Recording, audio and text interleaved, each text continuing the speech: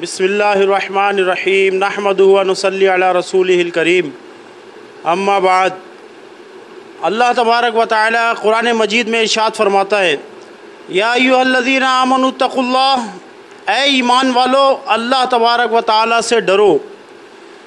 اور اللہ تعالی نے قرآن مجید میں یہ حکم جا بجا ارشاد فرمایا، یا ایھا الذین آمنوا اتقوا اللہ، اے ایمان والو اللہ سے ڈرو۔ ڈرا اس وجہ سے جاتا ہے یا تو کوئی بہت ہی زیادہ خوفناک ہے، جابر ہے، تو بندہ اس کے شر سے بچنے کے لیے اس کی شکل سے ڈرتا ہے۔ تو اللہ تبارک و تعالیٰ اس چیز سے پاک ہے، نہ اللہ تعالیٰ خوفناک ہے، نہ اللہ تبارک و تعالیٰ جابر و ظالم ہے۔ تو اللہ تبارک و تعالیٰ نے جو ڈرنے کا حکم فرمایا وہ اس کا مراد اللہ کی بے نیازی سے ڈرنا، اللہ کے عذاب سے ڈرنا، اللہ کی پکڑ سے ڈرنا۔ اور اللہ تبارک و تعالیٰ کا یہ حکم صحابہ اکرام کے دلوں میں اس قدر راسخ ہو چکا تھا کہ ایک مرتبہ نبی پاک صلی اللہ تعالی علیہ وسلم کے پاس جبریل امین اس حال میں حاضر ہوئے کہ اس سے پہلے کبھی نہ آتے تھے اور وہ رو رہے تھے۔ سرکار صلی اللہ تعالی وسلم نے فرمایا، اے جبریل کیا ہوا کہ اس سے پہلے تم جب بھی آئے ایسی حالت نہ تھی؟ عرض کی، یا رسول اللہ صلی اللہ علیہ وسلم، اللہ تبارک و تعالی نے جہنم کی آگ کو دہکانے کا حکم دیا گیا، 1000 سال تک اس کو جلایا گیا، وہ سفید رنگ کی ہو گئی۔ اور پھر اللہ نے مزید حکم دیا، 1000 سال تک مزید دہکایا گیا، وہ سرخ ہو گئی۔ پھر اللہ تبارک و تعالی نے حکم دیا اس کو 1000 سال اور دہکاؤ۔ یا رسول اللہ صلی اللہ علیہ وسلم، آپ کو بھیجنے والے کی قسم، وہ جہنم کی آگ 3000 سال دہکانے کے بعد سیاہ ہو چکی ہے، اس میں چنگاری نام کی، روشنی نام کی کوئی چیز نہیں ہے۔ اس معبود برحق کی قسم جس نے آپ کو حق کے ساتھ بھیجا ہے، اگر جہنم کی زنجیروں میں کا ایک حلقہ جو جہنمیوں کو جس میں توک دیا جائے گا، جکڑا جائے گا، دنیا کے پہاڑوں پر رکھ دیا جائے تو وہ پہاڑ پگھل جائیں اور وہ حلقہ اندر جاتے ہوئے تحت الثری یعنی زمین کی تہ میں پہنچ جائے۔ یا رسول اللہ صلی اللہ تعالی علیہ وسلم، اگر جہنم کو سوئی کی نوک کے برابر کھول دیا جائے تو اس کی تپش اور بدبو سے یہ مخلوق ہلاک ہو جائے۔ سرکار صلی اللہ تعالی علیہ وسلم سید المعصومین ہونے کے باوجود، امام الانبیاء ہونے کے باوجود، ہمارے شفیع ہونے کے باوجود اس قدر روئے کہ حضور کی داڑھی مبارک تر ہو گئی۔ جبریل امین ملائکہ کے سردار، پیارے آقا انبیاء کے سردار، وجہ تخلیق کائنات، اللہ کے خوف سے لرز رہے ہیں اور ریش مبارک تر ہو گئی۔ اور ایک آج ہمارا حال ہے کہ ہماری آنکھ میں ندامت کا ایک آنسو تک نہیں آتا۔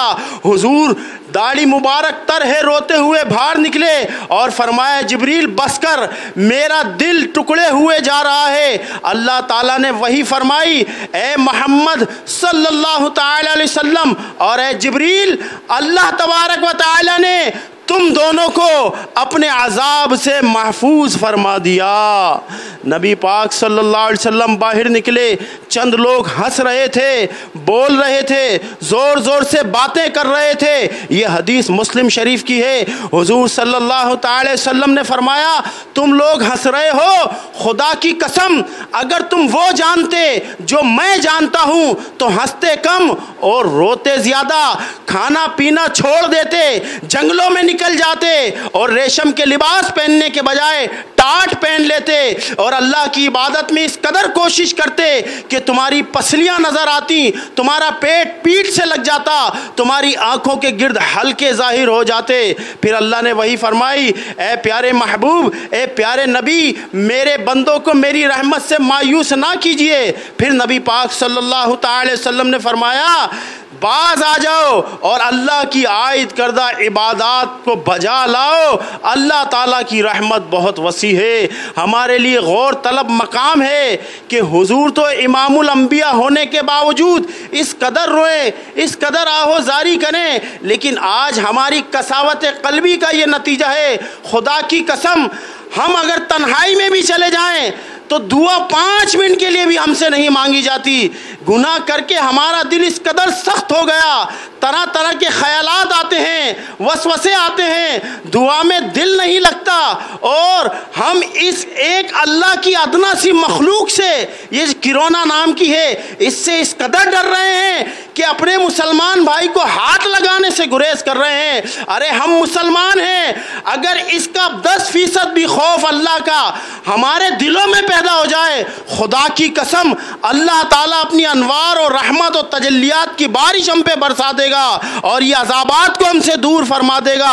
لیکن ہم رونا تو سیکھیں، اللہ کی بارگاہ میں تنہائی میں اپنی آنکھ سے 2 آنسو کے قطرے تو نکالیں۔ ارے ہمارا دنیا کا نقصان ہو جائے تو ہم رونے لگتے ہیں، کاروبار بند ہو جائے تو رونے لگتے ہیں، ماں باپ مر جائیں تو رونے لگتے ہیں، اولاد مر جائے تو رونے لگتے ہیں، اس دنیاوی نقصان میں ہمارے آنسو نکلتے ہیں۔ ہماری محبت دنیا کے لیے ہے، لیکن اللہ کے خوف سے ایک آنسو کا قطرہ نہیں نکلتا۔ خدا کی قسم اگر اسی بدمستی کے اندر مر گئے، اسی قساوت قلبی کے ساتھ مر گئے تو یاد رکھو، بخاری کی حدیث مبارکہ ہے، نبی پاک صلی اللہ تعالی علیہ وسلم نے فرمایا، بندہ قیامت کے دن تمنا کرے گا، اے میرے رب مجھے دوبارہ دنیا میں بھیج دے، اب میں اکیلا نماز نہیں پڑھوں گا، ساروں کو بھی نماز پہ لگا دوں گا، اے میرے اللہ مجھے دوبارہ دنیا میں بھیج، میں اپنا مال تیری راہ میں خرچ کروں گا، اپنی جوانی تیرے نام کر دوں گا، میں اپنی پوری زندگی دین کے لیے وقف کر دوں گا۔ حضور صلی اللہ علیہ وسلم نے فرمایا، اس رب کی قسم جس نے مجھے نبوت کے ساتھ دنیا میں بھیجا، وہاں پر ایک مرتبہ سبحان اللہ کہنے کا بھی موقع نہیں دیا جائے گا۔ پیارے اسلامی بھائیوں، اب بھی وقت ہے، ڈر کر اللہ کی بارگاہ میں رجوع کر لیں، رونا نہ آئے تو رونے جیسی صورت بنا لیں، چند ایک آنسو کے قطرے نکل جائیں، اللہ کے عذاب کو یاد کریں، جہنم کی آگ کو یاد کریں، جہاں پر کوئی پرسان حال نہیں ہوگا، جہاں پر صرف اللہ تبارک و تعالیٰ کی ذات ہوگی یا اس کے نبی کی شفاعت ہوگی۔ اور آج ہم اگر صبح سے شام تک اپنے معمولات کا مشاہدہ کریں تو بے شمار جھوٹ دن بھر ہم بولتے ہیں، گالیاں ہم بکتے ہیں، ماں باپ کی نافرمانی ہم کرتے ہیں، کم ناپ تول ہم کرتے ہیں، حرام ہم کماتے ہیں، نمازوں سے ہم دور ہیں۔ تو پیارے اسلامی بھائیوں، یہ عذاب نہ آئے تو اور کیا آئے؟ نبی پاک صلی اللہ علیہ وسلم نے فرمایا، جس قوم میں بے حیائی عام ہو جائے تو اس قوم کو چاہیے آسمان سے پتھر برسنے کا انتظار کرے، زلزلوں کا عذاب کرے، قحط کے عذاب کا انتظار کرے، زلزلوں کا انتظار کرے اور اللہ کے عذاب کا انتظار کرے۔ آج بے حیائی کی جو صورتحال ہے وہ سب ہماری آنکھوں کے سامنے ہے۔ اللہ تعالیٰ کی بارگاہ میں توبہ کا دروازہ کھلا ہے۔ اللہ تعالیٰ نے قرآن میں اعلان کر دیا ہے، لا تقنطوا من رحمت اللہ، اللہ کی رحمت سے مایوس نہ ہو۔ پیارے اسلامی بھائیوں، اس اعمال کے ساتھ بغیر توبہ کیے میدان محشر میں پہنچے تو جب نامہ اعمال کھولا جائے گا تو اس کے اندر جب برائیاں ہوں گی تو اللہ تبارک و تعالیٰ قرآن مجید میں ارشاد فرماتا ہے، اس کو کہا جائے گا، خذوہ فغلوا فاسلکوا ثم الجحیم صلوا، اس کو پکڑ لو اور زنجیر کا ہلکا آگ کا پہنا کے اس کو توک ڈال کے اس کو پرو دو اور جہنم کی آگ میں جھونک دو۔ اور پھر بندہ اس وقت تمنا کرے گا، یا لیتنی کنت ترابا، اے کاش کہ میں دوبارہ نہ اٹھایا جاتا اور میں مر کے مٹی ہو جاتا۔